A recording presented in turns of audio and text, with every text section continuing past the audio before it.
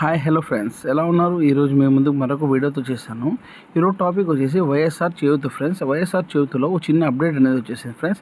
ఆ అప్డేట్ ఏంటనేది ఈ వీడియోలో మనం తెలుసుకుందాం ఫ్రెండ్స్. నాదొక చిన్న రిక్వెస్ట్ ఫ్రెండ్స్, మీరు నా ఛానల్కి ఫస్ట్ టైం వెయిట్ చేస్తుంటే ఒక లైక్ చేసి సబ్స్క్రైబ్ చేయడం మాత్రం మర్చిపోకండి ఫ్రెండ్స్.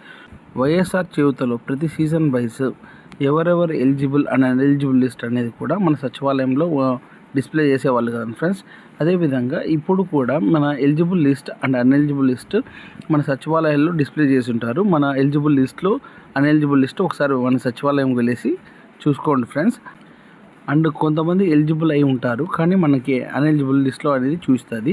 ఇప్పుడు ఒక చిన్న అప్డేట్ అని చెప్పాను కానీ ఫ్రెండ్స్, ఆ అప్డేట్ ఏం లేదు ఫ్రెండ్స్. మనకి దగ్గర ఉన్న సచివాలయం లేదా మీ వాలంటీర్స్తో ఈకేవైసీ చేయించుకోండి ఫ్రెండ్స్. ఈకేవైసీ చేయించుకున్న వాళ్ళు అంటే ఇన్ఎలిజిబుల్ ఉన్న లిస్ట్లో ఉన్న వాళ్ళు ఎలిజిబుల్ లిస్ట్లోకి అనేది వచ్చేస్తారు ఫ్రెండ్స్.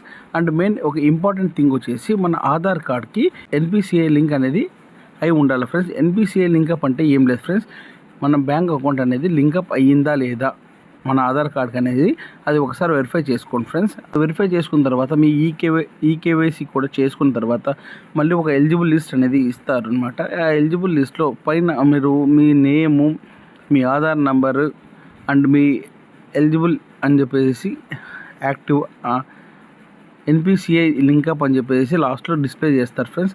అంటే దాంట్లో మనకి యాక్టివ్ అని చెప్పేసి కంపల్సరీ ఉండాలి ఫ్రెండ్స్. అప్పుడే మాత్రమే మన వైఎస్ఆర్ చేయూత అమౌంట్ అనేది మన బ్యాంక్ అకౌంట్లోకి క్రెడిట్ అవుతుంది ఫ్రెండ్స్. లేదంటే మనకి క్రెడిట్ అనేది కాదు ఫ్రెండ్స్.